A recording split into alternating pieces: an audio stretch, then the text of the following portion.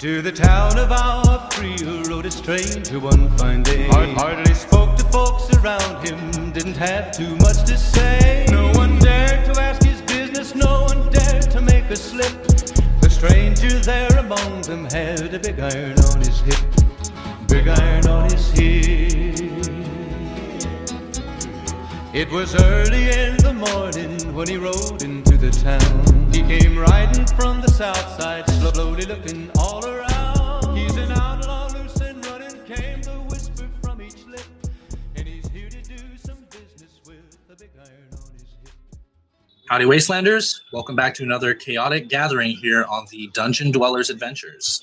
It's just a few days after the premiere, and Fallout Season 2, Episode 1 is finally out in the wild. We've all binged it, some of us twice already, and we are burning with just questions and buzzing. We're all about it. So tonight we've got the crew back: Matt, Hayden, Valeria, and joining us tonight is Lazarus. How you doing? So we're going to be talking our first impressions, favorite moments, burning questions, and wild theories. So grab your Nuka-Cola or whatever else you're drinking and settle into the vault. I'm Dillon, your host, and this is our Fallout Season 2, Episode 1, Reaction Round the Table. So first we're going to start with our initial gut reactions. On a scale of 1 to 10, how hyped are we walking away from Episode 1? I'm at about a 9.5. I can't wait to see where not only Hank is, okay, but I definitely want to see how Robert House is doing something with this mind control device, because that's just like, if you forgive the little pun here, mind blowing. Yeah. Wow. I got really hyped at the end of the episode and everything like that, because I'd give the episode itself maybe like an 8 out of 10, but then right there at the end, they're just like bam, bam, bam.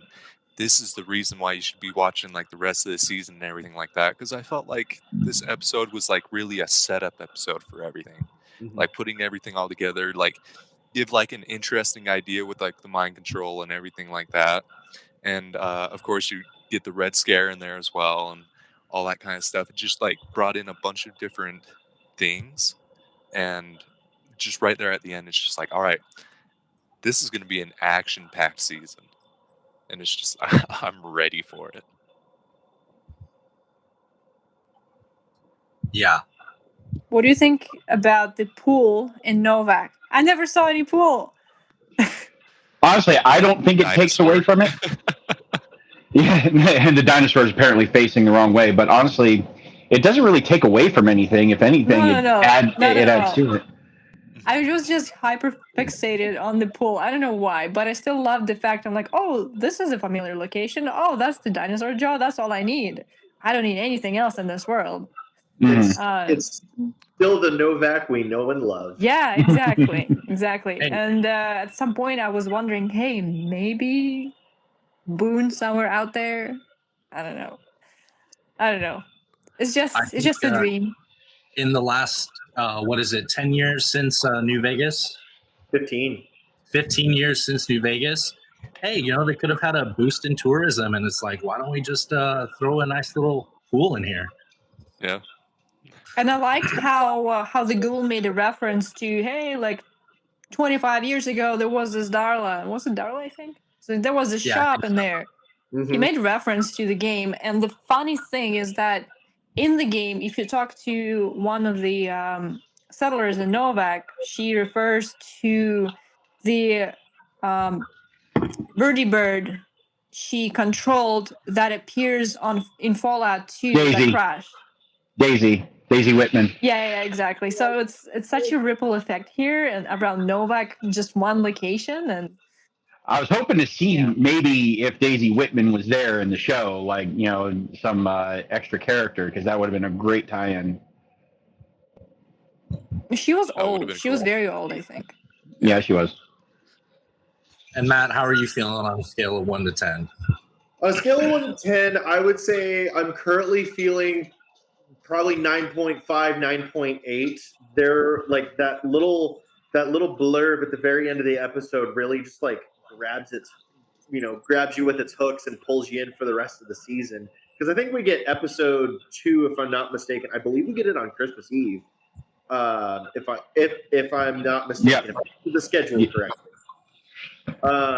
But I'm really hooked at that, and I went back and rewatched all of season 1, and there were like little tidbits that I didn't notice at first. But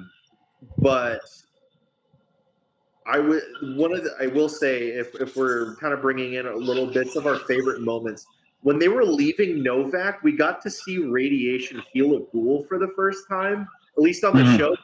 Creatively using a fusion core and cracked open, and you got to see the effect of what it was doing. I thought that was a pretty brilliant move on a director standpoint. That was cool. And I like that. If viewers haven't figured it out already, massive spoilers past this point. Oh, Yeah. Massive. We're digging all the way into it. So if you haven't seen the episode, go watch it now. Come back. We'll be here. I would say it's But been. yeah, fantastic. Yep. I would say like after 48 hours, like if they haven't watched it by now, like they have no choice but to have it spoiled for them. Right. I think our friend John from the last stream put it a very good way. It was lots of questions answered, but even more posed. You know, it wrapped up a lot of stuff from the first season, but then, like you guys said, it's hooking us and drawing us in, you know, giving us just more reasons to come back and watch the rest of the season. I'm absolutely. Actually, I didn't point out my score. I think I was around 8 out of 10 as well, same as kind of Hayden. But it definitely grabs my attention with the what was his name? Norm released or unthawed yeah. the cryopods. To me, from a management perspective, it's going to be chaos. Like, I don't know what's going to happen, but because every single manager that was unthawed brings their own vision to the chaos around it, right? And each manager has their own vision of the world to be built. Of course, Mr. House is somewhere out there, I think, right? We haven't seen him yet so far, but if we have all the managers released, it's going to be another war, I think. Did you Probably. happen to notice the subtleties of how the new overseers are dealing with the issues in their vaults? How Betty and then what's the blonde woman's name? Stephanie. Yeah, how they're both in their own ways struggling with the, you know, just the managing part of it. Betty's at her wit's end with some of the people. They've got a crisis going in that one. Stephanie can't even work a computer correctly and has this new kid, which she doesn't even, you know, Care about. She doesn't really care about. You Calls know, it which it. is so Oh my weird. god. Yeah. Well, How about Ken Jr.? Oh yeah, but it's actually really funny that we brought up Betty, because as I was saying, there were like little, because we said, you know, as we know, buds are all supposedly management, right? I picked this up in season 1. Do you guys remember? It was like the last episode of season 1 where Cooper Howard is invited into the office. Yeah. Mm-hmm. I didn't realize this at first, but the woman who brings him into the office is Betty, the overseer. And it was like, hold on, wait a minute. And now, as I'm sitting here thinking about it, I'm like, maybe they weren't all management. Maybe it was just everyone in the Vault Tech, at least corporate building, that was supposedly being made for management, but maybe it's just a remnant of Vault Tech in and itself. Because Vault Tech's known for pulling shady ones even on their own people, as we see in 4. It's easier to manage your own, if that's what you imply. Mm-hmm. It's easier to be among your own. Yeah, that makes sense. Yeah, you already have a. Go ahead. I was going to say we also have to kind of like balance that against the timeline that we've been given, because I'm not sure we exactly know how much time has passed between those scenes that were being given and the the bombs dropping, because a lot of those flashbacks, if you've noticed, are like not necessarily in chronological order. We see the bombs drop super early on, but then we're getting these other flashbacks of like the stuff leading up to it. He has to pay alimony, but and then some of them it's like my wife. I think the part from the first episode of the season 1 when the bombs dropped was the latest one. And in season 1, when he sees all the calamity, that was a test, right? So it wasn't really bombs dropping, as far as I understood. Yeah, that second one was a test, I'm pretty sure. Yeah, he heard it on the radio and he was yelling at everybody because they were freaking out that the world was gonna. And then it's his picture. Yeah, it's his picture, but he's like, "It's a test, everybody. Stop freaking out." And then that little nod, we're gonna get into these later, but that little Easter egg of the Vault Tech employee going up to houses. Yeah, I didn't know what to think about this, to be honest. I'm so puzzled. Like, what did you imply? A lot of people were saying like, "Oh, it looks like Sanctuary," and like, yeah, sure, but West Coast, East Coast, so obviously it's not the same thing. But the whole setup, to show that they've been doing this all over the country, it's like he knows. That's Cooper typical Howard. suburb. Yeah, cool. Because that's Bakersfield, right? I think they were LA proper. They were talking about going to Bakersfield, which that was a nice subtle little nod there as well. They were talking about going to Bakersfield. Just, I think it was kind of like a slough off, at least in terms of like the dialogue between the two, where it's like, where are we going? Oh, we're just going to what's somewhere close. Okay, Bakersfield. Because we saw this scene right before, and they were like in LA proper, like downtown LA kind of thing. So with that one being mentioned, I want to know some of your guys' biggest Easter egg catches or favorite Easter egg catches.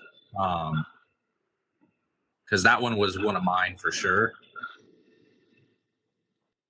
Are we talking the entire, from the first season or just this episode? Just this episode. I've only seen it twice, but not necessarily an Easter egg, but when they went into Vault 24, which, by the way, was cut content from New Vegas, and we saw all the communist propaganda and whatnot, it immediately made me think of that camp down in Skyline Valley in '76. So I actually kind of wondering, just how, just who it is that's actually doing the communist propaganda and turning actual Americans into communist soldiers, whether it was actually Vault Tech that was doing it, so they could, basically create a war so, they don't lose profits, and then eventually control the entire world hundreds of years later. Right, because we know canon was supposed to be they shot first, right? Right. With all this build up and how the flashback with Moldaver, Robert House is gonna, shoot everything, which we know from playing the game, that's actually his missile defense system. Yeah. But the fact that he's also playing the other side of that, because if he shot anything or had anything to do with that, he would have got that platinum chip a day earlier. Yep. A week earlier. But I just thought of something. In that vault, they had all the mind control chips in their neck, and that's supposed to be House's technology. How did Vault Tech get it? And what was the ultimate plan? Did House actually have something to do with precipitating the war? I have a theory on that, because Mr. House is the head of Robco, and Robco is a form of control. And if you if you grab neural interface and implant it to the human, it's as good as a robot. I don't know. I just feel like there's a fusion. In season 1, when they were doing like the round table of it was like Robco and then West Tech and then like was it Braxidine on there? Retcon. It was West Tech, Robco, Repcon and Big Big Mountain. M2 were all sitting at the same table. Yeah. Vault Tech promised, like, yeah, we're gonna have these vaults, and we're gonna allow you guys to have your own like experiments inside of these vaults. And so that was one of House's vaults, where it was like that was his experimentation going on inside that vault. Well, It's a little bit careless. A yeah. little bit careless, yeah. Well, Robert House had his fingers in everything because Robco bought Repcon. They bought him out, and his Securitrons were found in Big Mountain, so he was everywhere. So, bringing up that round table, what do we think about the second house / brother / who? Oh, Matt's chomping at the bit. Hit it. What do you got? I have been thinking on this since the day of release, because even in the first season, we see it teased that there's someone up in the rafters. Mhm. Like Yeah. this, like dichotomy was planned. It wasn't like, oh well, from like a film perspective, it wasn't like, oh well, we had an actor but we needed something different or this. No, this was planned. So my little bit of a theory here is actually stemming from our own perspective as being onlookers to the show, because we have the idea of Mr. House being this like charismatic. We see, I don't know the actor's name, but we see the one who was sitting at the round table, and then we see Justin Theroux, and Justin Theroux is like very charismatic, the fun, the gambler type, if you will, very very suave and debonair. But from my perspective as being an onlooker onto the show, is we're asking ourselves, who is the Mr. House, or who is the Mr. House we know? And so it's kind of sitting here going, wait a minute, we don't know which one's real. And because we know that Mr. House is one to have several, if not more, contingency plans to make sure that he is set regardless of the situation. So as an onlooker from someone on the outside, placing yourself on the inside of the universe going, okay, which one's the real Mr. House? We're not supposed to know which one's the real Mr. House, because from our perspective, there's only one, and the one that we've seen at the round table, which could be a farce and not the real one, or it could be, it could be Justin Theroux's Mr. House, or you're dealing with the dichotomy as one is kind of the mouthpiece and the talker, and one's the overseer. So kind of this back and forth of they both bring something to the table that we know is Mr. House, or it's one or the other. So it's a little muddy, but I think we're all at the point where it's like we notice there's two people. Either they're both Mr. House or they're both not. Well, how do you do any of you ascribe to the theory that maybe the more charismatic one we see in the beginning is Anthony House, Robert's brother? No, because I don't subscribe to it, because when you go to the H&H Tools factory in New Vegas, there was animosity there. He actually pushed Robert out of the family business before Robert started Robco.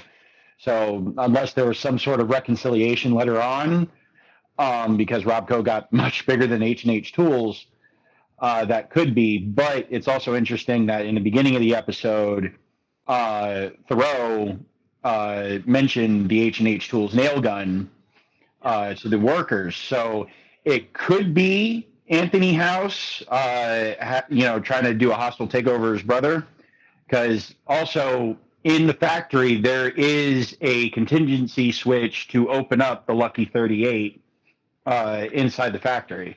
So either Anthony created himself a back door, or Robert gave it to him. Right. What's up, Matt? Yeah. We're thinking this. You brought up H&H and his brother, and there is a slight potentiality. I was thinking about this as you were talking about it.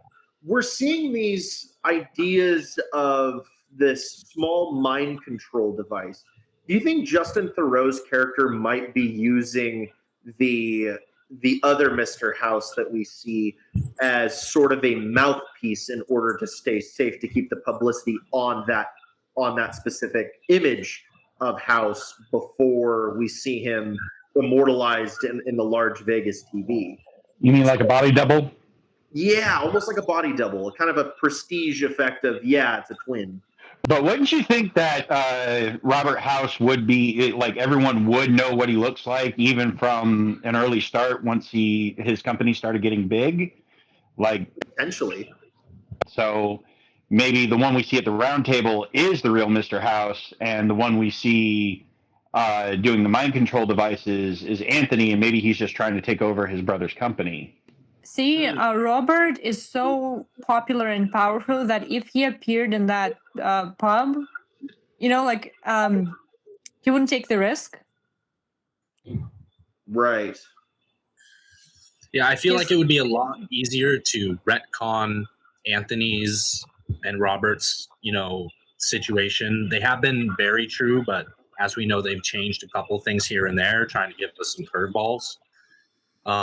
Or, even adding that unknown layer of reconciliation further down the line, or this could have been before he got pushed out. We don't really know.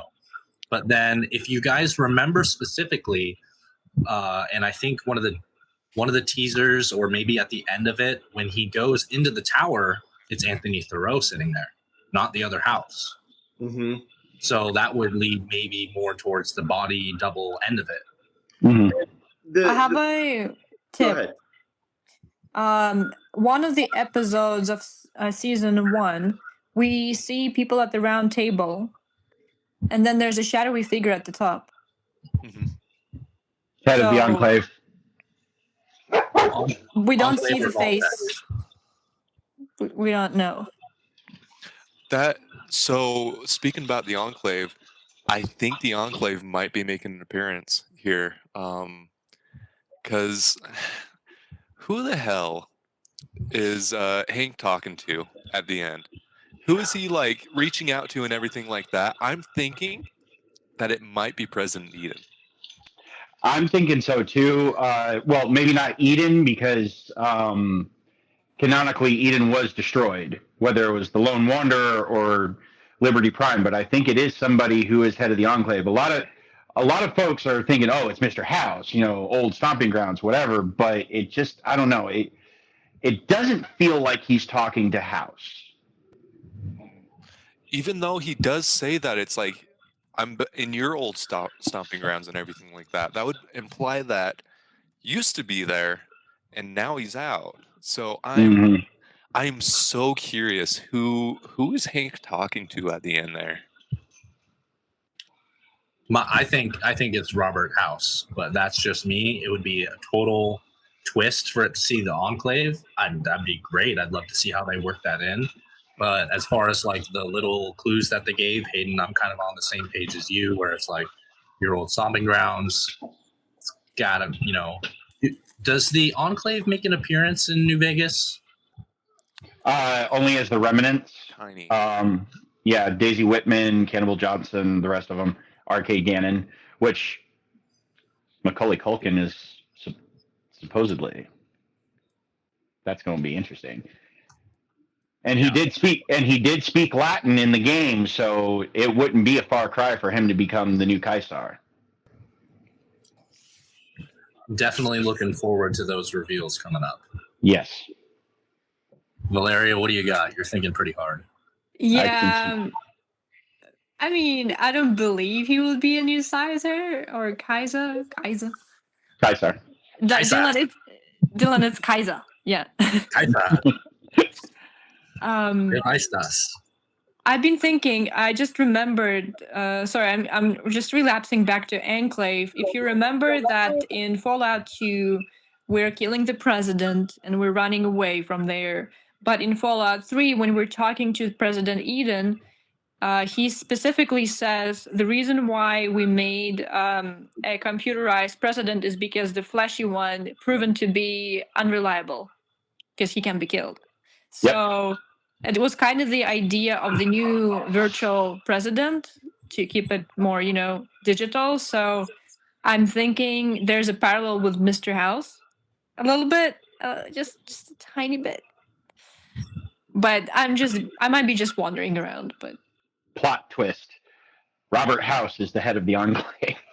Yeah. That would be wild. That would. So with the experiments that they had going on with the mind control device that we've been introduced to, with Hank going to what looks like a larger unknown Vault-Tec facility, to what end do you think that they might be using these for? Because obviously it's post-war now. The apocalypse has happened. Sure, they could control certain individuals, but like what practical applications could these have? Have you noticed how many costumes they're hanging? Oh, not the costumes. Sorry, suits. Suits. It's called suits. Yes. The rows and rows and suits. Why would you have so many? It's hardly ever for one person. They're definitely uniforms compared to just like fine wear. It looks like an office suit, though. Yeah. Well, It looks For the managers that are Yeah. frozen. could be. I mean, Hank would have to know what that facility is if those were supposed to be for the super managers. I think there's going to be a lot of setup this coming season because I think they said that there's they're greenlit for 5 seasons, right, or something like that. I think that's what I heard somewhere. I have no idea if that's true. I could be completely false on that. why stop at 5? Yeah. And so I'm sitting here thinking, I'm like, are they just like, what's the plan after like they catch Hank and everything like that? Like the ghoul kind of talks about that. Like, what's your plan, Lucy? Like, are you going to shoot him in the ass so I can shoot him in the head? Like what's going to go on here? So I'm wondering, it's like, all right, they catch Hank. Where does the show go on from there? I honestly, I think she's trying to be that anchor in a world of, trying to be the, at least the one good person. And it's reminding the ghoul of how he used to be. And that was a very interesting dichotomy between the two. Because every time she says, well, I'm just trying to lead by example, he looks at the Starlight Drive-In marquee and sees his name. And suddenly he's reminded, that's how I used to be. The wasteland has turned him into something else, but, maybe there is a chance for him to go back. But to answer your original question, the mind control devices, that's a real easy question. Docile soldiers who follow orders, workforce that doesn't complain or demand pay. Applications are limitless.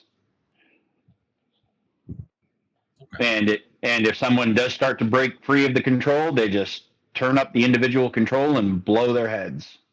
Yeah. Kind of like bomb collars. Yeah. What are you thinking over there? I remember we had okay. Let me find my words real quick because they're behind you. Damn. So we know one way that the show is going to continue after this, and I definitely agree with the mind control topic. I definitely see because that's going to create a lot of tension, or at least some technological prowess, which segues into my next point. We see at the very end in that little snippet that we've all talked about at the very end that we see the arrival of a brotherhood, elder, or superior. Then it clips to Dane saying, "The Commonwealth is going to kill us all." So we're seeing a civil war happen between the Brotherhood, the East and West, which, to suffice it to say, I'm really excited to see the technological cult side of the Brotherhood versus we're actually kind of here for the good Brotherhood. So I'm thinking we're gonna see that civil war really take off and really see what side of the line Maximus sits, because as we all recall, we didn't see any of Maximus in that first episode, except in the rewind. But that's besides the point. I always watch TV with subtitles on. It's a thing for me. When I was watching that, on this upcoming season, I learned what that new elder's name is because when he's speaking off camera, it says the name of the character. His name is Paladin Xander Harkness. Yes. He's not an elder. He's a paladin. Interesting. I am so ready for the Brotherhood. I'm a Brotherhood diehard. Yep. Enclave. There you go. I'm for the for the Eastern Brotherhood. I mean, I'm Lions. I would be after Lions. Lions Pride. Lions 100%. Minuteman. The Minutemen could be easily absorbed into the Enclave. Just saying. More like followers of the apocalypse, I'd say. I think more along those lines, maybe. See, if the Minutemen grew their base and became too top heavy like the NCR, they could very well become another Enclave. They're already starting to go down that path. Yeah, I'm hoping they tie us in somehow. With that mention of the Commonwealth, I got like, "Ooh, come on, please, give me a laser musket."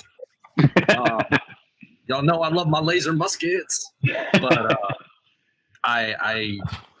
that's a far hope. Brotherhood doesn't really take prisoners or anything, and for them to get all the way over here, they're either going to have to win over there, which it sounds like, the Brotherhood of the Commonwealth are doing pretty good.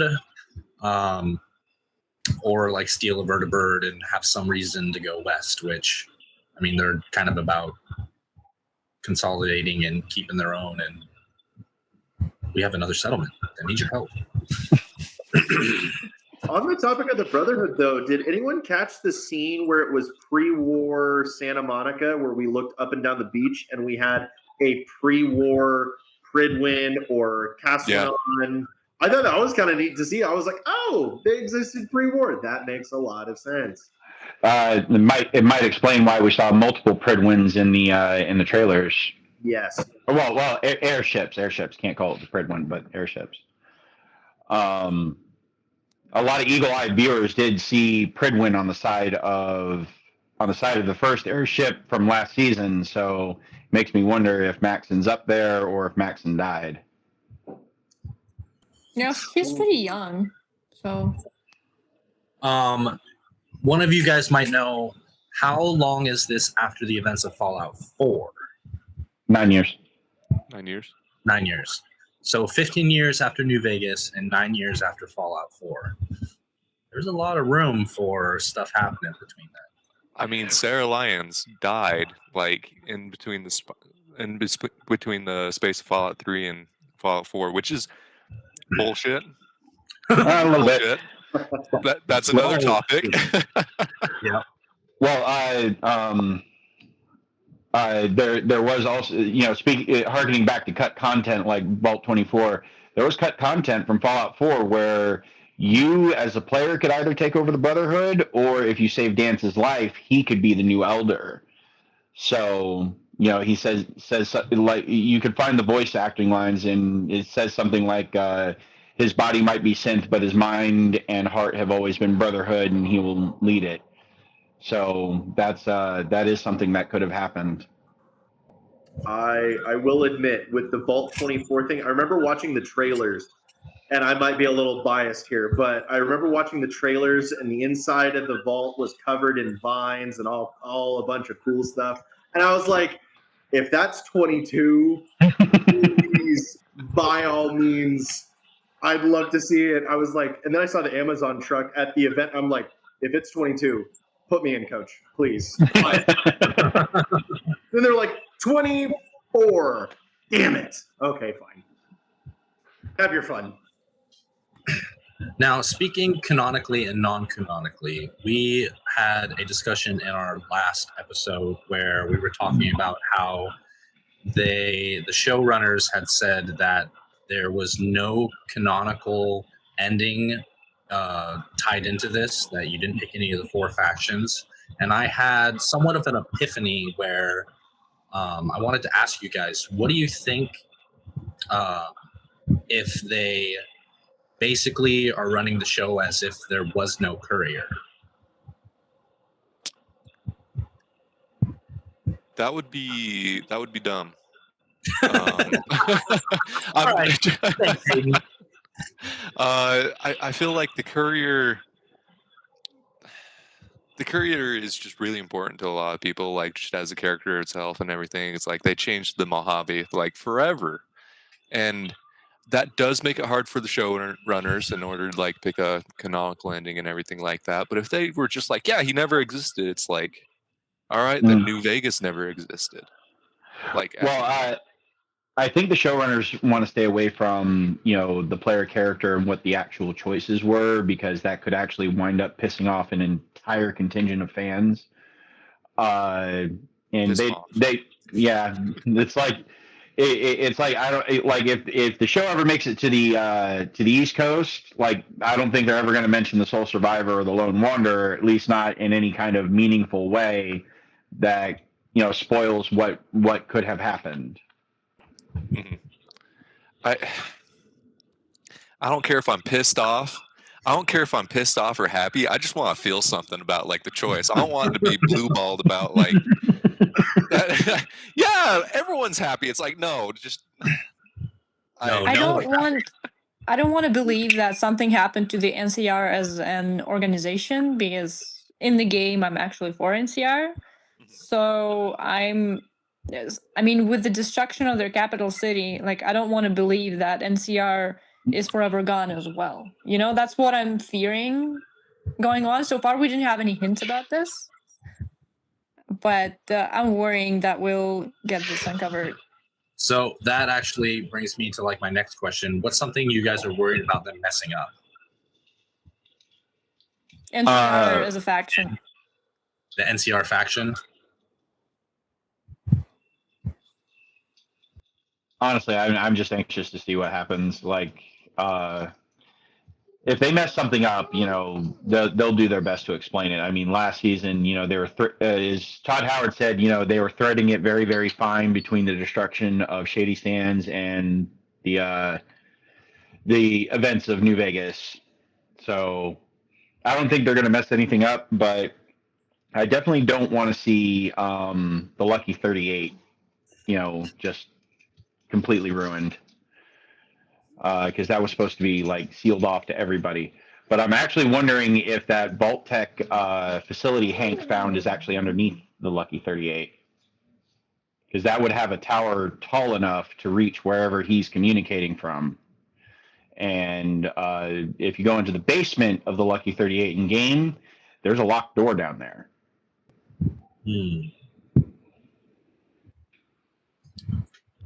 Yeah, but then I see Hank would have probably had to have made his way through the strip with all the Securitrons and other things that we've seen. We don't know if those are flashbacks or like what those are right now. There's a lot of stuff like Victor and, Oh, howdy, partner.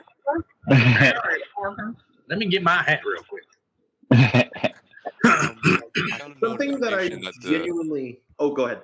Oh, no. I got a notification that the call is ending in 3 minutes. So do I. I didn't set a timer on it. It's just for your reference. All right, we got 3 minutes to get out all the spoilers. Spider-Man dies at the end. Something that I genuinely really hope that they don't mess up is the brutality of the Legion, because with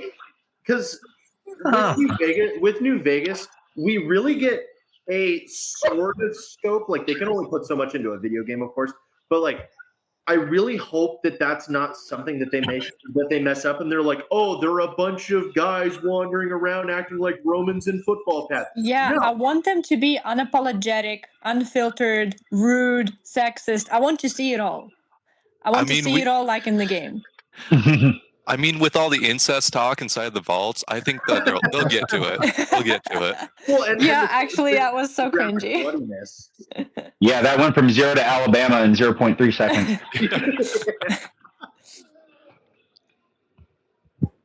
There's no women on the arena. I'm like, shut up. You think we're going to see Eddie? Oh, Maybe. I don't think so. He flew to Navarra. It's his mission. Oh, maybe. Could've been. Yeah. There's the potentiality, or it's going to be a really sad version where he was flying back, and we kind of see it like in the New Vegas trailer, where someone was taking crack shots at him, and we just find him on the side of the road somewhere, which would also be very sad. That would be rough. Oh. I think. Go ahead.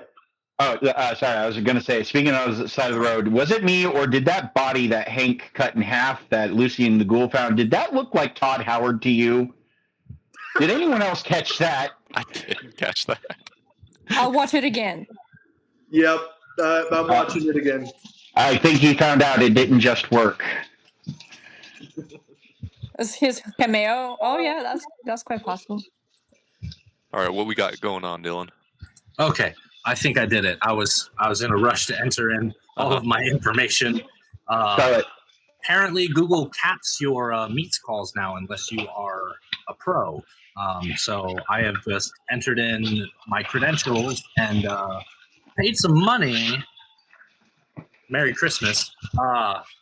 So that we can extend our call. Oh wow. Cheers. Whoa, winners! You've unlocked longer group calls. Yep, the notification just went away. Yep.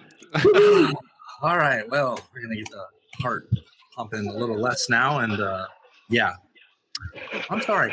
As we were saying.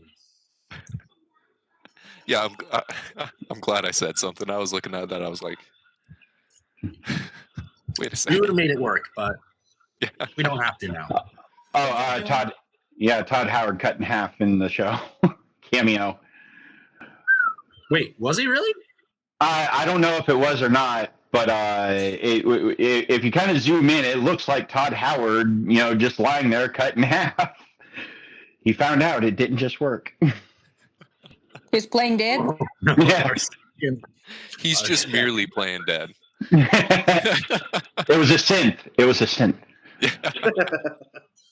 I think you might have seen me reference that. How maybe, what was it for? Like maybe there could have been like a synth body double since that technology was out there.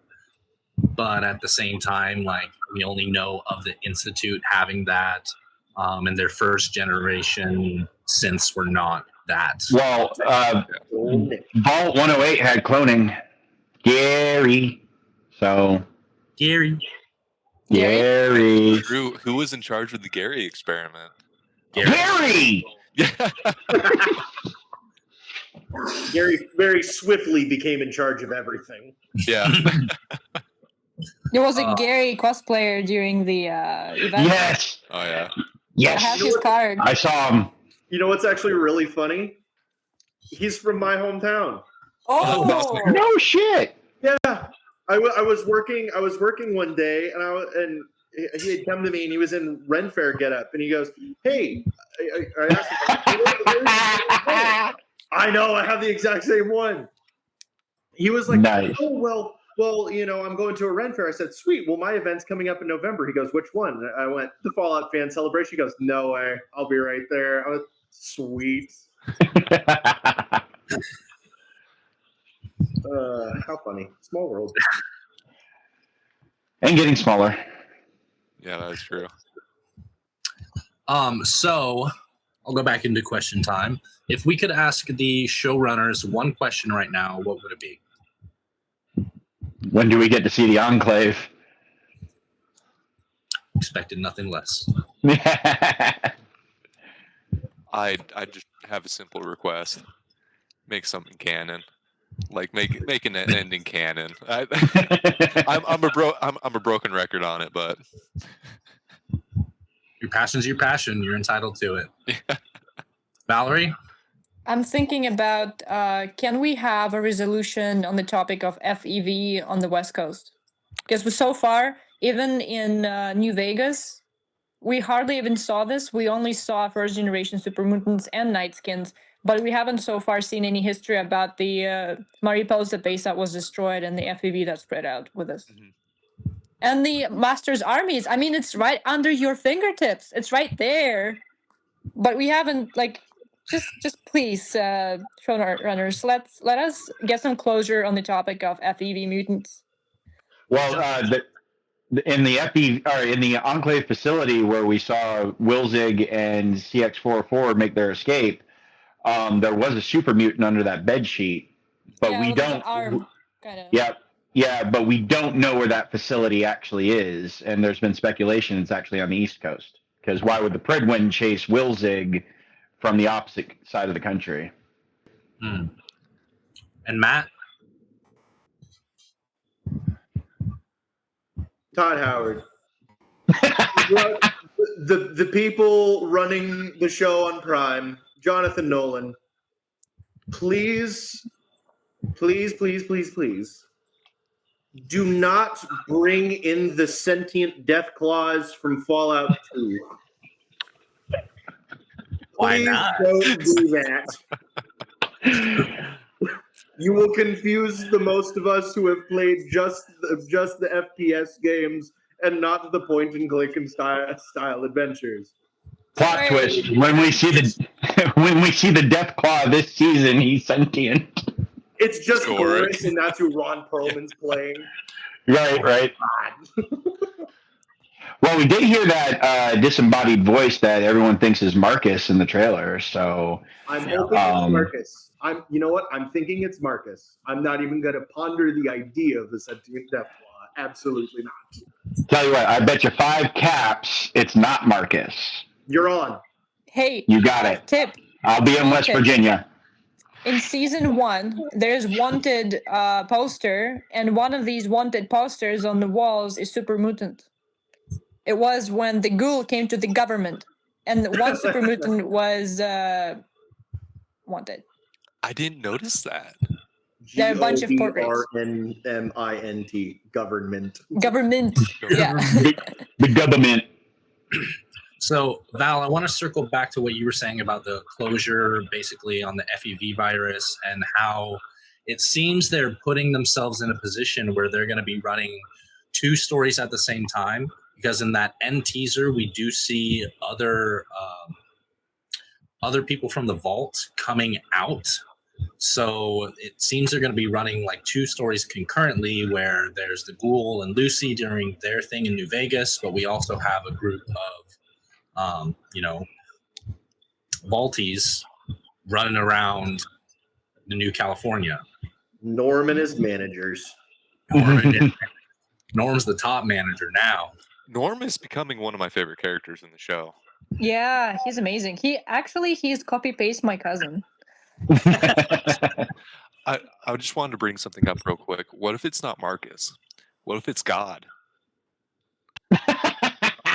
God Howard, maybe. No. God or dog. God or dog. God or dog. Yeah, God or dog. Oh, okay, yeah. That would be interesting. Aren't you the... Okay, it's been a while since I've played... is it Dead Money? Is that the name of the deal? Yeah, Dead Money. Sierra Madre. Aren't you the only one that makes it out of there, or am I mistaken? It's been a while since I've played it. There is an ending where all of your temporary companions can still be alive when you leave. So anything could happen. Anything could have happened during that time. I would actually like to see a canonical ending to that, because Christine Royce and obviously Veronica, they deserve their happy ending. So you do make a good point. Wait, Hayden, I see your dog God, and I raise you that Ron Perlman is just voicing Granny. Lily. That would be so cool. Oh, that would be fantastic. That'd be hilarious. But yeah, sorry, I derailed that conversation a little bit. Ron Perlman for president 2028. There you go. No, we can't. We can't. I'm cutting that. We can't. I can't. No. All right. Well, there's another strike. All right. Yeah. We'll leave it in. We'll leave it in. Okay. I wasn't going in that direction. I was just. It's the algorithm. It's not you. It's the algorithm. Yeah. Oh shit. We promise the algorithm. Sorry, I wasn't given the tech manual on this. Brotherhood confiscated it, so I'm sorry. Sorry about that one. Yep. If I may, has anyone picked up on kind of like, I call it a Cooper Howard Easter egg, because he was a Western actor.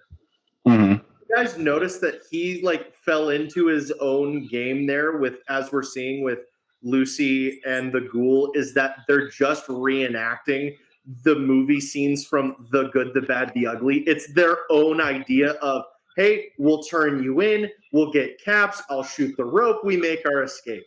Uh-huh. And I'm like, you're just playing your old movies over again. Is this how this is working? Actually, I got kind of a Wizard of Oz vibe, because you got, you've got the Tin Man, which is Maximus. You got the Ghoul, the Scarecrow, Norm, the Cowardly Lion, and then CX404, Toto, and then Lucy following the yellow brick road essentially to find her way home. Home being her father. The Wicked Wizard. I like that better. That's interesting. Well, because think about it, Norm was actually very cowardly. He's just now finding his courage. The Tin Man, he didn't really have a heart because he was all Brotherhood. Now he's finding his heart, and looks like he's trying to get away from the Brotherhood now. And, Cooper Howard is relearning himself.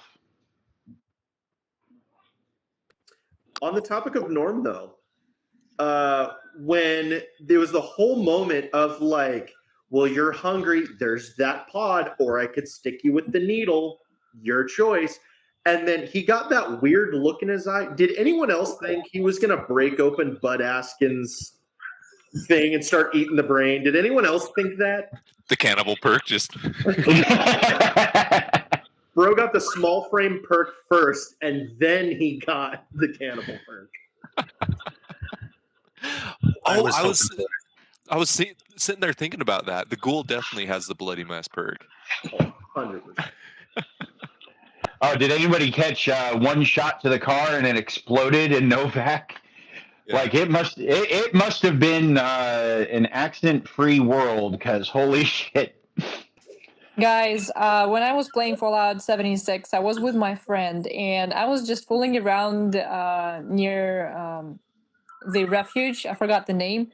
White Spring. And I was just casually shooting cars, but I didn't factor in the chain reaction. The whole area blew up, and I was like just laughing around it, and then one of the cars just blew up in my face, and I'm like, oh no! Oh my god, it's my favorite. I like that Easter egg. That was great. I love that we had a subtle reference to VATS in that Novak scene with the shoulder shot. Uh-huh. I think I might have missed that. I'm going to have to look again.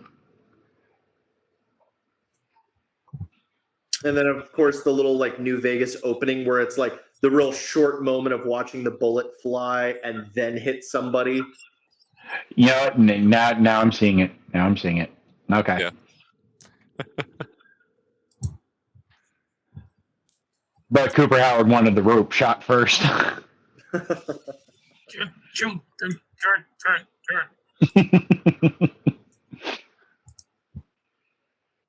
Next question. Y'all got me. Did y'all have a favorite song in this one? Big Iron. I cannot listen to that song anymore without seeing our intro video from the last one. And Val with Eddie and her team of cockroaches surrounding her. I just like every time now, I just see you dancing to Big Iron. That was a good one. Yeah. It deserves more views. It's such an amazing time. Oh my god. Yeah, we're working on it. We're getting there. Did anyone see the rad roach at the event that someone put on top of a remote control car? That was my cosplayer buddy, LSD chat. Oh, Great that was kid. that was fucking brilliant. I laughed my ass off at it. Yeah, awesome. So cool. I was so happy to see him, and I was like, dude, that is the rad roach just flying around. It's just like, hell yeah, let's go. I could hit you guys with this one. What is we've kind of touched on a lot of it, but what's the wildest theory that you guys have after this first episode? I think we'll go one by one. Who are we going to start with? I guess me. My wildest theory is that Hank is actually talking with the Enclave. He knew about it. At the very least, he found out because he took that hard drive with him, which is how he got into the Vault Tech facility. So he might be trying to get himself ingratiated. And I don't know what his end game might be, but I think I know what he's trying to do as far as, I don't want to say get more power, but I don't know, I guess see his vision come to fruition. I'd have to second you on that. Where I also believe that the Enclave is going to make a big appearance in this season. And it's because they had like just the tiniest little bit in the first. Excuse me, burped a little. They had just a tiny little bit of appearance in the first season. I feel like it's going to come back in a really big way. And then with the Brotherhood still coming back in, it's going to be like once again another title fight and everything like that, where it's just going to be old rivals against each other again. Because I do believe that Hank is talking to the Enclave.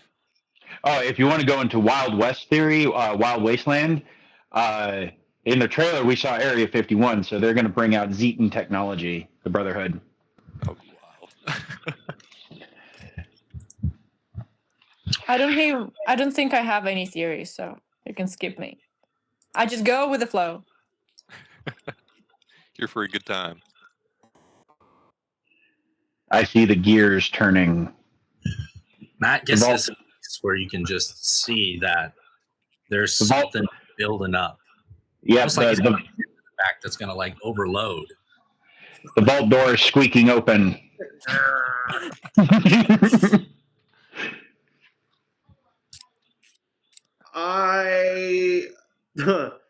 I kind of have two. I have two kind of theories. One has a little bit more ground than the other. My first theory that has the ground would be, I don't think we ever learned her name, or I'm just spacing it. Howard's wife, ex-wife, wife. Martha? I think. Yeah. Anyway. Daddy Todd just got pissed. Blanket term, Cooper Howard's wife.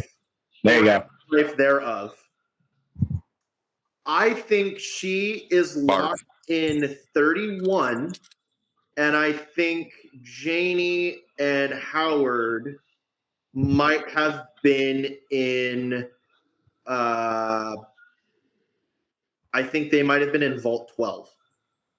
Is that the Bakersfield one? That is the Bakersfield one, i.e., where Necropolis is in Fallout 1. Uh-huh.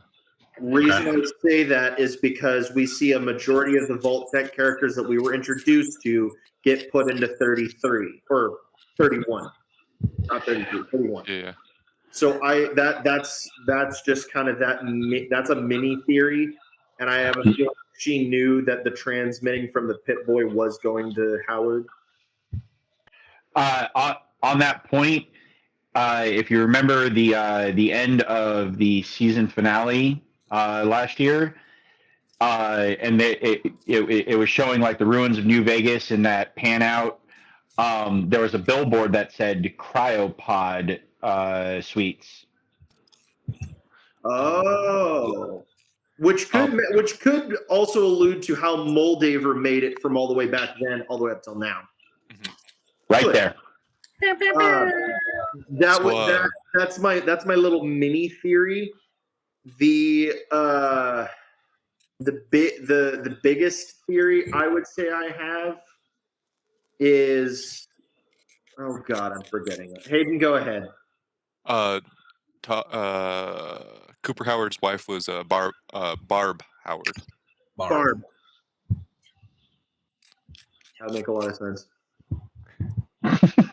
What's the current overseer's name of Vault 33? Betty. Betty. Yeah.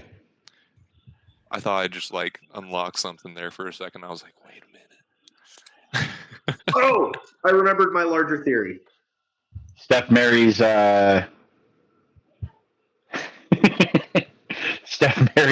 what's his name that was complaining about going left and right? Oh, no. Sorry, I'm being an asshole. Davey. My largest theory is this is take it as you will. I think Maximus is a synth. Because the only flashback we get from Maximus in any sort of way is his childhood. We don't see him going up through the Brotherhood. We just see him have these memories of like in basic getting picked on and as a kid. But at the same time, we haven't seen him like yes, we see him bleed here and there, and it's like very minimal. We don't see him like straight outright like gushing like we've seen Lucy or any of the other characters thus far. And so to say Maximus also doesn't now know exactly how sex works. So I think that is just, I know, crazy thing to say out loud, but I think you want to make my cock explode? I forgot about that. But I don't clip that. It'd be a sin. All right. Well, with that, I want to thank you all for joining us on this episode of the Dungeon Dwellers Adventures, and give a special thanks to you guys, our guests, for taking the time to be here. But before we go, again, I want to go around and ask, where can we find each of you on social media?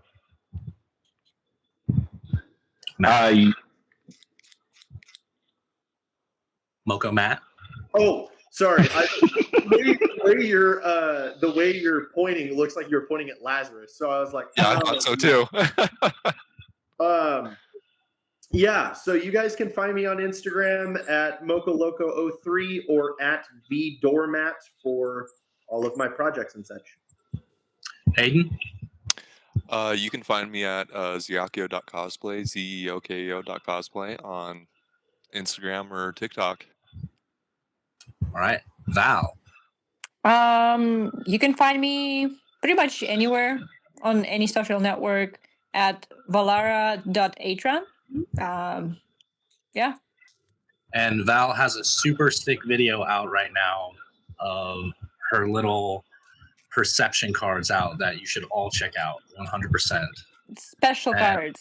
Special cards. And then Lazarus. You can find me on Instagram at Lazarus of Death. The O is a 0. And you can find me on Facebook as well, Nick Rizzo. And any other social media platform that you can find that has Lazarus of Death. I do have a small TikTok. I don't really use it, but you can find me on Discord as well. And then Lazarus, I don't know if you want to give a shout out to the MODUS Files. Oh yeah, no, absolutely. I was going to wait for that. So I'm I'm community manager for the MODUS Files podcast. So big shout out to Lawrence and Chrissy and Grim, who's one of my best friends at this point, and Warpath, as well as the entire cast. So give us a listen. You can find the MODUS Files on Blue Sky or the modusfiles.com for all the other social media links. And we actually just released a new episode yesterday, Bedtime Stories on Shadow. So give that a listen and hope to catch you all on the Discord. All right. That's all for today. We'll see you in the next one.